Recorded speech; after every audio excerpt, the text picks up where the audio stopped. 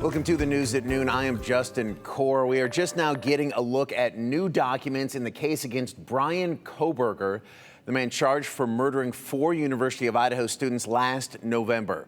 Kohberger's defense team is requesting full disclosure regarding a key piece of evidence. They want to know the entire process of how investigators matched Kohberger's DNA to the crime scene.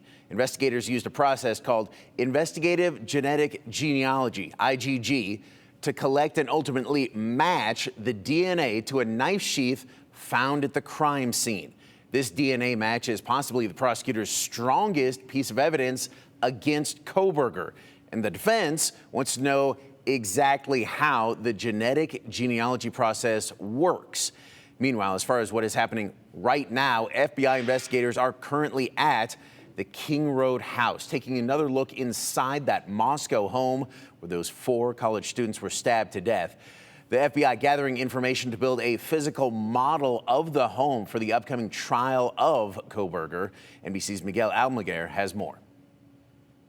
The doors of 1122 King Road have remained closed for months now, its windows covered in plywood after 4 students living in the Moscow, Idaho home were stabbed to death there almost 1 year ago. But this week, FBI agents are once again entering the home to get more information as the prosecution prepares for suspect Brian Kohberger's long-awaited trial. The University of Idaho says investigators asked to gather documentation in the home that will help them construct visual and audio exhibits and a physical model of the home.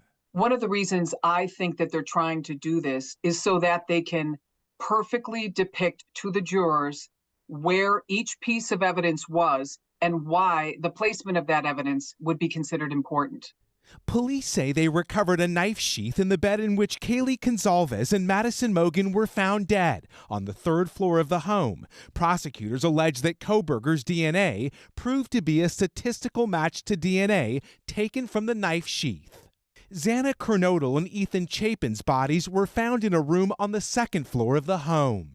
One of the 2 surviving roommates was in her own bedroom on the 2nd floor around the time of the murders, when she told police she saw a man in black clothes and a mask walk past her. She says she stood in shock as the man walked toward the sliding glass door leading out of the house before locking herself in her bedroom. The victims' families fought to keep the house standing until the trial is over. In a statement Tuesday, the family of Kaylee Gonzalez and the father of Xana Kernodle said they were grateful the university paused its plans to demolish it. It's a huge piece of evidence. It's actually the largest piece of evidence in the trial.